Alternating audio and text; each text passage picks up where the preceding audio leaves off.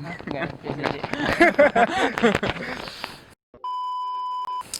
Halo, balik lagi di channel gua. Kali ini di channel Canda Vlog ya. Kali ini kita bakal tetap ngomongin masalah pendidikan di Polandia ya. Tapi kali ini lebih spesifik tentang beasiswa yang populer banget sebenarnya di Eropa ya. Namanya adalah beasiswa Erasmus Mundus. Jadi kita langsung cari tahu aja deh ya. Kenalan dulu, namanya siapa? Oke, nama saya gue Nama sama terserah saya. aja. Nama gue Swanto. Oke, asalnya dari mana? Di Indonesia sih tinggalnya di Jakarta. Tinggal di Jakarta. Terus mungkin pendidikan sebelumnya aku ngambil chemistry di UI. Jadi S1-nya adalah Fakultas MIPA ya berarti ya? Ya, MIPA. Fakultas MIPA di UI, dari Universitas Indonesia. Nah sekarang di Poland ini lagi ada program apa? Di Polandia itu lagi menjalani semester 2 program Erasmus Mundus. Nama programnya itu Chemical Engineering. Jadi memang satu semester gitu pindah. Jadi semester kemarin itu di Marseille, Prancis. Semester depan itu rencananya bakal di Roma, Italia. Jadi program Erasmus Mundus itu kan dia programnya kayak ke beberapa negara ya? Iya kan ya? Nah kemudian sebenarnya ada berapa konsorsium yang di programmu? Memang cuma ada 3 atau? Sebenarnya cuma ada 3 konsorsium, tapi ada beberapa partner university. Detailnya sih aku nggak hafal partner university-nya apa aja, tapi kayaknya ada banyak karena batch yang sebelumnya itu penelitian semester 4-nya itu nggak cuma di 3 kampus itu doang sebenarnya. Ada yang di Spanyol juga, ada yang 3 bulan di Italia, 3 bulan di Swiss gitu. Jadi banyak partner university tapi konsorsiumnya cuma 3. Totalnya tahu nggak berapa, nggak tahu ya? Banyak ya? Nggak hafal. Sampai sekarang tapi masih ya konsorsium itu masih berpartner dengan program yang kamu apply? Atau udah nggak? 3 konsorsium ini memang masih berpartner sama yang lain nggak? Maksudnya partner Yang ke Swiss, ke Spain itu masih berpartner. Ya? Jadi masih kalau misalkan tiap tahun tuh beda nggak sih negara-negara ininya? Maksudnya kan kalau sekarang kamu dapatnya ke Prancis, Poland dan Italia ya. Nanti misalkan tahun depan apa tetap dengan negara yang sama? Buat program ini sama, cuma ada 3 konsorsium. Tapi di program-program yang lain sih banyak yang bahkan di satu program itu ada yang menyediain 2 path atau 3 path gitu. Cuma kalau program ini kayaknya karena baru 2 tahun kan, jadi cuma ada 1 path gitu. Apa nama programnya sekali lagi? Chemical Nano Engineering. Chemical Nano Engineering. Jadi di Erasmus Mundus itu memang ada beberapa banyak programnya ya. Nah kebetulan setiap program itu biasanya ada lebih dari 3 negara. Nah kebetulan punyanya dia ini cuma ada 3 negara biasanya. Nah itu biasanya bisa sampai 4 sampai 5. Jadi dibagi ya, misalkan tiap tahun tuh 3 negara ke ini ke mana, tapi punya dia cuma ada 3 guys. Jadi nah untuk ini semester 2 ini di Poland ya. Itu dulu gimana? Cerita pertama kali tahu itu gimana tuh tahu Erasmus Mundus? Oh iya. Kayaknya waktu itu taunya itu karena ke Edufair yang di Balai Kartini. Tiap tahun ada. Itu bulan November kalau nggak salah. Di sana ada stand-nya. Jadi stand Erasmus Mundus dan dia menyediakan informasi soal Erasmus Mundus. Nah waktu itu pas datang emang udah mau tutup booth-nya. Jadi dia cuma menyediakan kertas, terus ada linknya, terus aku foto. Pas dibuka itu isinya katalog program Erasmus. Jadi aku lihat sesuatu. Nah aku pilih yang benar-benar cocok lah sama background aku karena ya kemungkinan keterimanya besar kalau misalkan aku bisa nulis esai dan motivation letter yang benar-benar sesuai sama yang konsorsiumnya mau kan gitu. Berawalnya dari situ sih sebenarnya. Taunya dari situ ya. Jadi memang taunya dari ikut education fair ya namanya ya. Jadi informasi dari situ terus dilihat ternyata memang sebelumnya tuh sebelum ada edufair tuh udah tahu bahwa ada Erasmus Mundus atau tahu gara-gara Erasmus Mundus? Cuma dengar sekilas tapi nggak terlalu benar-benar serius sebelumnya karena memang informasi yang aku dapat kurang sebelumnya. Jadi nggak begitu tertarik. Tapi Tapi setelah mengunjungi booth itu dijelasin secara singkat, terus ngeliat websitenya, terus ngeliat programnya, kayak seru juga ya kalau misalkan master degree ini nggak cuma di satu tempat, tapi bisa keliling Eropa lah istilahnya. Jadi ya kenapa nggak dicoba gitu. Nah terus pernah coba beasiswa lain atau enggak, atau cuma memang daftar beasiswa Erasmus Mundus? Sebelumnya coba LPDP sih, cuma LPDP. memang belum keterima karena ya di wawancara aku kayaknya nggak bisa mengemukakan menjelaskan apa visi misiku gitu ya. Itu kemana kalau yang LPDP kemana rencananya? Itu aku apply 4 tahun yang lalu. 4 tahun yang lalu. Jadi kayak aku lulus 2014 kan. Jadi aku apply itu 2015, 1 tahun setelah aku lulus. Dan aku waktu itu udah keterima di Université de Pierre et Marie Curie. Sekarang jadi Sorbonne Sciences. Itu di Prancis ya? Iya di Paris. Di Paris. Ya, itu sih yang aku apply pertama dan udah keterima. Berarti cuman 2 aja berarti. Yang pertama di LPDP, yang kedua yang Erasmus Mundus ini langsung keterima? Atau coba yang lain juga? Iya, cuma 2 doang sih. Oh gitu ya. Memang pengen banget ya ke Prancis ya? Ya karena itu cita-cita dari SMA kalau nggak salah, ya SMA. Oke, motivasinya itu apa sih sebenarnya? Kenapa gitu? Dulu naif banget sih karena emang mau ke Eiffel aja. Menara Paris. Itu naif banget waktu SMA. Terus? Cuma sekarang pas aku belajar kimia, terus aku mulai kemarin juga sempat jadi guru di SMA. Ya aku belajar sedikit kayak ya di Prancis itu perkembangan sains itu memang dimulai dari sana gitu. Kenapa aku nggak coba belajar di sana gitu. Dari situ mulai cari-cari beasiswa ya? Ya. Dan apply pertama kali ada LPDP? Iya. Nah kemudian setelah ini kan ke mana? Ke Italia, benar kan ya? Ke Roma. Ke Roma itu sebenarnya programnya berapa tahun sih? Program total 2 tahun.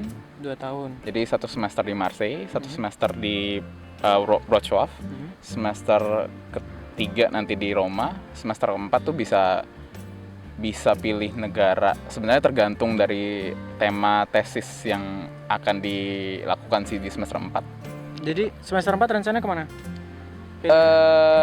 Sepertinya Perancis. Kalau enggak Itali, karena aku lihat-lihat di 2 negara itu menyediakan topik tesis yang ya aku suka sih topiknya. Menyediakan maksudnya gimana tuh? Kayak jadi topiknya sudah ada di list. Jadi konsorsium tuh menyediakan 21 topik, tapi aku mau coba sedikit modifikasi. Karena karena nggak terbiasa riset yang udah ditentuin topiknya kalau di Indonesia. Emang kalau di sini emang S2 itu cuma magang penelitian katanya menurut orang-orang. Karena beberapa negara di Eropa S1-nya itu nggak ada skripsi, nggak kayak kita. Oke. Terus tesisnya sudah menentukan nggak di apa yang mau diteliti? Belum. Mungkin ini masalah aku sama teman-temanku semuanya sih. Karena gitu. Topik nanoteknologi ini kan luas sekali. Aku pikir sebelum masuk tuh topik nanoteknologi ya seputar kimia tok aja, pure chemistry aja. Ternyata enggak.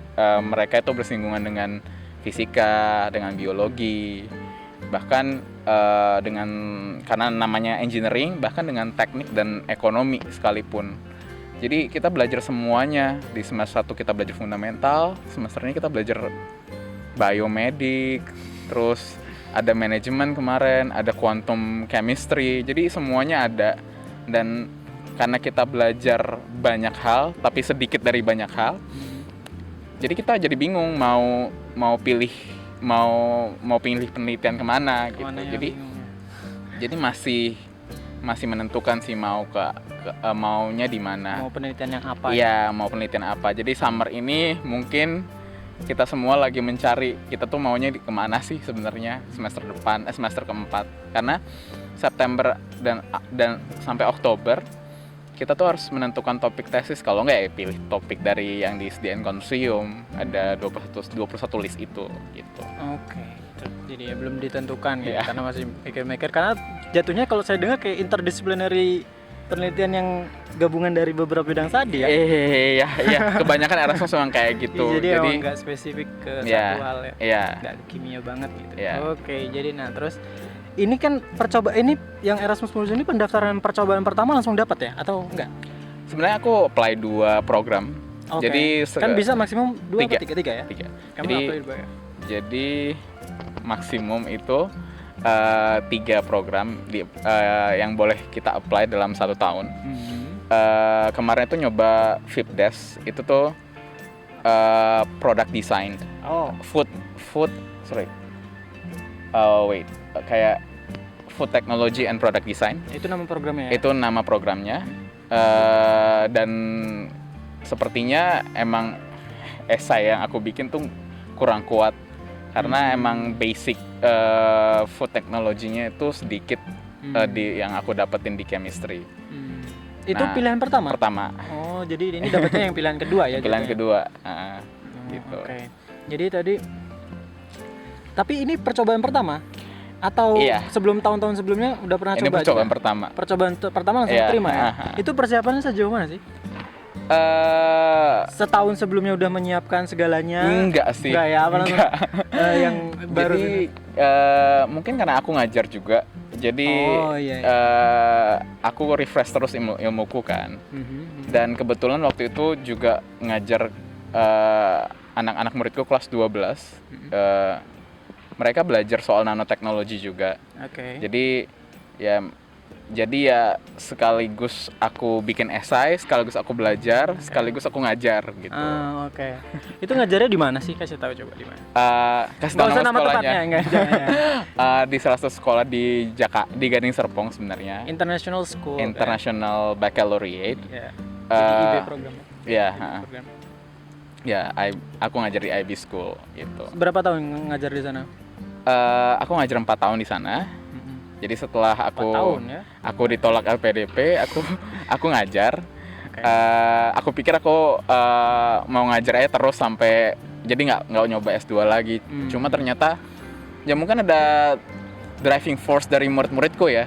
Gitu. Kayak ya udahlah, coba lagi gitu. Tapi ini statusnya resign atau enggak? Resign. Resign. Oke. Nah, sebenarnya apa yang menurut lo nih di percobaan pertama bisa langsung dapat Erasmus Mundus? Karena banyak kan orang yang nyoba lebih dari sekali kok nggak dapat gitu kan. Menurut lo kenapa lo bisa keterima di sekali daftar? Karena mungkin aku firm ya, aku siap gitu. Nggak seperti aku apply LPDP sebelumnya yang aku akuin aku kurang siap. Nggak well prepared ya dibandingkan nggak well prepared gitu. Yang sekarang ini kayak udah. Kuncinya terus, sih apa? Di apa yang kamu mau tulis di motivation letter sama essay sih sebenarnya kalau di Erasmus. Motivation letter sama esainya ya. Jadi temanku bilang, yang aku tanya-tanya temanku, jadi banyak teman-temanku yang bantu juga dalam penyusunan motivation letter itu. Mereka kasih masukan kalau ya motivation letter itu jangan sekedar template. Tapi teman-temannya itu di Erasmus juga bukan? Bukan. Jadi satu temanku dia udah senior banget sih, dia keterima, dia S2-nya lewat jalur Australian Awards. Terus satu lagi LPDP, sekarang dia postdoc. Jadi ada 2 orang temanku yang ngasih masukan. Jadi apa yang menjadi kekuatan aku, ya aku tulis di situ. Apa tuh kekuatannya? Yang ditulis di essay itu apa tuh? Jadi paragraf pertama tuh aku tulis apa yang aku lakukan dulu di S1. Apa penelitianku. Paragraf pertama tentang S1 mungkin dan perkenalan dulu, perkenalan dulu apa profesiku sekarang. Terus di S1 ngapain aja di paragraf keduanya. Kegiatan di waktu tadi dijelaskan di paragraf 1 nggak? Aku lebih jelasin risetku sih soalnya. Soalnya mungkin lebih match sama program nano engineering ini. Penelitian sebelumnya soalnya aku mau berhubungan sama nano juga sebenarnya. Terus paragraf kedua sekarang ngapain? Sekarang past, present, future. Jadi aku jelasin soal aku tuh sekarang ngapain aja. Jadi guru itu guru apa? Guru chemistry. Terus ngapain aja sebenarnya? Secara singkat aja. Soalnya nggak terlalu berhubungan sama nano engineering. Tapi yang kuat itu sebenarnya di future-nya. Mau ngapain sih sebenarnya setelah lulus dari program nano engineering itu? Apakah aku itu sudah tahu programnya itu seperti apa? Terus kontribusi apa sih yang aku mau berikan buat dunia ini? Sepertinya kedengarannya muluk ya. Cuma aku bikin seril mungkin sih di esai itu. Soalnya, jadi apa yang ditulis di paragraf itu? In the future tuh mau ngapain? Sebenarnya dulu ini juga gara-gara ngajar juga. Ada satu topik di chemistry IB kelas 12 namanya option sih, energi. Jadi di energi itu dia bahas soal dye synthesized solar cells. Jadi aku bahas itu aja sebenarnya. Jadi fisiku sih kedepannya menjadi ingin mengembangkan di SSC ini supaya manusia itu bisa ya mengurangi sedikit lah ketergantungannya terhadap fossil fuel ini gitu. Di esaiku sih aku tulis, di motivation letterku terus aku tulis itu gitu. Jadi di future itu dalam bentuk menjadi scientist atau cuman masuk mendalami solar cell itu sebagai apa? Atau cuman sekedar master aja atau waktu penulisan esaiku sih aku menempatkan diri setelah aku lulus dari master ini sih. Aku ingin memberikan sedikit kayak mungkin itu jangka panjang, tapi jangka pendeknya mungkin aku bisa meneliti satu part dari di SSC itu gitu. Gitu. Jadi nggak menyebutkan di paragraf 3 itu nggak menyebutkan suatu profesi ya? Enggak ya? Terlalu Cuman spesifik itu. Menjelaskan bahwa akan mendalami bidang ini gitu ya? Iya. Cuma itu doang? Iya. Oke, jadi paragraf pertama itu tentang S1 dan penelitiannya tadi ya kan? Paragraf kedua itu tentang present, ya berarti ngomongin yang ngajarnya ya di International School. Ini ngajar kimia juga kan? Iya, ngajar kimia juga di International School. Di paragraf 3 itu future. Jadi dia tapi tidak spesifik yang dijelaskan ya. Maksudnya profesi yang di masa depan itu tidak spesifik, cuman menjelaskan bahwa dia akan mendalami bidang ini gitu. Iya, jadi kalau kita nulis itu apa? Motivation letter kan ini ya? Itu motivation letter. Jadi kalau misalnya kita nulis kita udah mau kemana, jadi orang konsorsiumnya udah tahu ini anak sudah jelas nih mau kemana gitu. Jadi ya mungkin kemungkinan diterimanya bakal tinggi gitu. Tapi tidak menyebutkan, maksudnya karena kan biasanya menyebutkan dengan secara pasti bahkan akan meneliti bidang ini sebagai peneliti atau bekerja juga enggak ya? Cuma menyebutkan itu aja. Oke. Kemudian ada nulis esai juga kan? Enggak? Dia jadi dia tergantung konsorsiumnya. Konsorsium aku programmu sebenarnya nulis esai soal pandangan kita atau perspektif kita soal nanoteknologi. Jadi nanoteknologi itu apa sih sebenarnya? Aku pikir aku nulisnya terlalu serius ya. Oke. Kenapa tuh? Jadi aku menggabungkan 5 artikel maksudnya. Oke. Jadi jurnal atau artikel? Artikel. 5 artikel. Dari internet? Sebenarnya dari 5 artikel dari jurnal sebenarnya. Oke. 5 artikel dari jurnal. Digabungkan jadi berapa paragraf? Digabungkan kan dia punya kriteria kan 1,5 halaman kalau nggak salah. Ya. Jadi kamu bikin 1,5 halaman? Aku bikin 1,5 halaman dari 5 jurnal itu, jadi kayak kamu bikin aja. Rangkuman lah istilahnya. Summary. Sebenarnya aku bikin summary tapi tetap harus menjawab pertanyaan si konsorsiumnya sih. Apa pertanyaannya tuh? Apa arti? Bukan arti sih, kayak apa sih nanoteknologi buat kamu, buat menurut pandanganmu gitu. Gitu ya. From your point of view. Coba. Ya. Secara singkat aja. Aku waktu nulis itu kan belum paham benar ya. Sampai sekarang juga masih belajar sih sebenarnya. Ya aku tulis nanoteknologi itu tuh teknologi yang menggunakan nanopartikel waktu itu. Jadi partikel yang berukuran 1 sampai 100 nanometer, terus dapat digunakan di berbagai macam aplikasi gitu. Aku pilih aku tulis satu aplikasi yang aku teliti untuk skripsiku. Terus aku pilih 4 yang lain dari artikel yang aku dapatin di jurnal itu. Jadi aku combine jadi satu.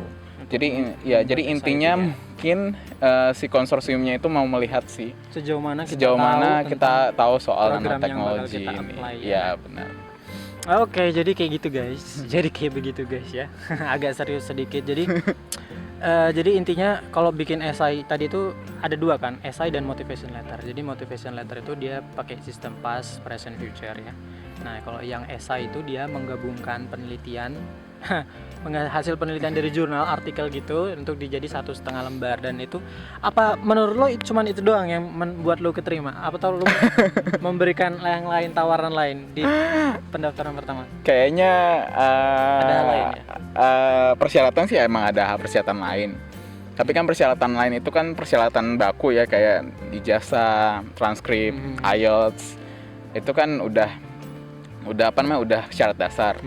Yang mungkin jadi pertimbangan konsorsium itu tuh ya esai sama motivation letter itu. Itu nggak memberikan hal lain? Enggak. Enggak. Pernah menang Olimpiade kimia? Pernah ya? Ya, aku pernah sih. Tingkat apa? Waktu dulu di perguruan tinggi. SN Pertamina ya? MIPA. MIPA. Sampai dapat medali? Ya. Apa? Emas? Perunggu sih, perunggu. Oh, perunggu. Lumayan lah. Kok dikorek gini ya? Perunggu ya. Berarti pernah, mungkin itu juga kan mungkin bisa jadi tambahan. Ada hal lain nggak? Kayaknya sih kan pernah nih dapat Olimpiade ya. Nggak mungkin kalau misalkan daftar Erasmus Mundus sekali langsung keterima tuh pasti ada sesuatu yang kayak beda dari aplikan lain kan sebenarnya ya. Mungkin biasa ini curiga nih karena biasanya kalau anak MIPA tuh anak Olimpiade nih pasti ya, atau masuk itu Olimpiade terus ada hal lain. Kalau feeling gue sih kayaknya lu karena ngajar di international school juga dengan bidang yang chemical ya, jadi kayak satu ini terus mungkin penelitiannya juga inline sama yang program master mungkin, terus sama penjelasan di esai dan motivation letternya tuh udah benar gitu. Mungkin itu ada lagi nggak yang belum lu ceritakan? Atau lu pernah publikasi nih S1 ini pasti? Publikasi belum pernah. Ya? Itu yang aku mau sih di S2 ini. Jadi di master ini aku mau publikasi. Ya. Oke, ke jurnal atau conference? Enggak muluk-muluk sih, kayak bisa publish poster aja itu udah bersyukur banget sebenarnya. Oke. Jadi begitu guys. Jadi kalau kalian tuh mau nih, kalian yang nyoba nih mungkin beberapa kali gagal, lu harus persiapin sebenarnya kayak apa ya? Lu ada tips nggak sih untuk yang baru daftar terus gagal tuh, ada tips nggak lu? Sebenarnya dulu kan pernah gagal LPDP dan drop ya. Drop ya. Kayak 4 tahun kan vacant dan ngajar aja. Gitu. Sebenarnya udah nggak mau nyoba lagi sebenarnya, karena aku pikir ya aku udah settle kok jadi guru. Dengan gaji yang ya, international school kan. Dan aku juga udah mulai menikmati jadi guru sebenarnya. Tapi aku merasa aku belum cukup menjawab kebutuhan anak-anak muridku yang mereka pun sendiri demanding gitu. Dan mereka tuh nggak targetnya tuh nggak rendah, mereka targetnya tinggi. Jadi aku pikir kalau aku mau balik lagi ke bidang akademisi ya aku harus belajar lagi gitu. Harus terus belajar ya? Harus terus Nah belajar. sekarang tipsnya apa nih buat yang mau daftar? Lu belum ngasih tips soalnya. Tipsnya apa nih buat yang mau daftar? Nggak ada. Belajar yang rajin makanya. Ikut Olimpiade. Enggak sih, kayak kan sebenarnya kalau yang keterima beasiswa ini kan nggak semuanya harus punya IPK yang wah atau IPK lu berapa sih? Cum laude ya? Kayaknya iya, cum laude ya. Cum Terus cum laude terus dari UI cum laude, Olimpiade, terus apa lagi international school 4 tahun kan. Tapi banyak kok teman-temanku yang dapet beasiswa ini tapi ya nggak cum laude. Iya, terus, tapi pasti ada sesuatu yang lain. Iya, kan, gitu. Terus bukan yang menang OSN juga gitu. Tapi apa sih kelebihan lo gitu kan masing-masing manusia tuh punya kelebihan kan. Nah kalau yang nggak ada kelebihan agak susah ya. Pasti ada, nggak mungkin nggak ada, cuma lo nya aja yang belum tahu kelebihan lo apa gitu, nggak mungkin nggak ada. Jadi usahakan ya lo cari tahu dulu apa sih yang lo mau, terus apa yang lo bisa, terus apa kelebihan lo. Itulah semuanya yang lo tulis di essay atau motivation lo, letter lo atau interview lo kalau lo masuk lewat jalur LPDP. Karena apa yang lo mau, apa yang lo bisa, sama apa tadi? Apa yang jadi kelebihan lo gitu. Kalau misalnya lo merasa nggak ada kelebihan, lo buat tuh kelebihan. Gitu. Karena ya aku percaya sih kalau misalkan IELTS-nya berapa? IELTS-nya 7 ya? Enggak 8. Enggak, itu rahasia. Okay. Jadi ya itu yang penting usaha dulu aja. Jangan menyerah lah. Jangan menyerah itu kayak udah paling apa ya? Itu klise sih tapi ya, menurut gue ya itu emang bener. Kalau gue nggak nyoba lagi ya gue nggak bakal sampai sini sebenarnya sih. Tapi emang kayak menurut gue sih lu worth sih dapet ini. Karena apa ya? Pasti lu banyak prestasi sih gue yakin deh. Karena kalau yang sekali tembak langsung dapet tuh pasti banyak hal istilahnya yang bisa inilah. Tapi makanya buat lu semua jangan menyerah. Siapa tahu lu ketika percobaan yang ketiga, keempat jadi rezeki lu kan, who knows gitu kan. Atau ya bisa right. ya atau bisa coba beasiswa lain, mungkin dapat beasiswa di rezekinya di beasiswa yang lain. Oke, mungkin itu aja tadi ya. Tadi sarannya apa sih intinya? Gak ada ya.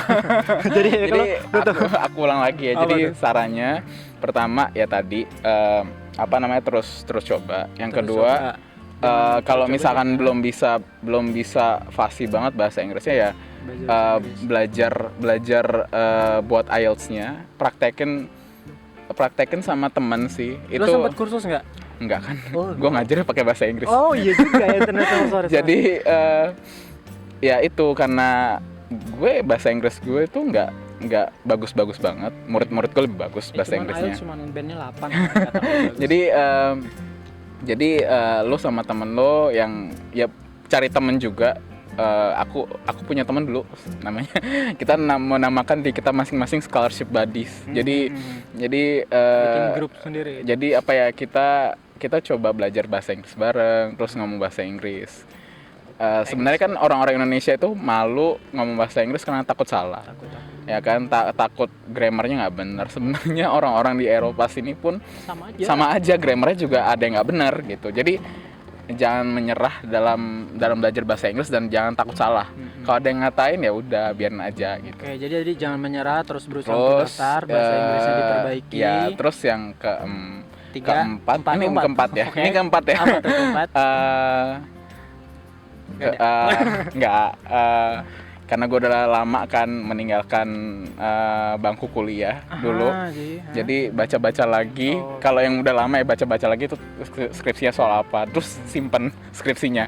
Kalau enggak bingung sendiri nanti. Oke, jadi mengupdate pengetahuan ya. Kalau yang sudah lama vakum, jangan lupa. Terus update pengetahuan. Oke, mungkin cukup itu aja untuk hari ini. Mungkin sudah agak lama ya kita.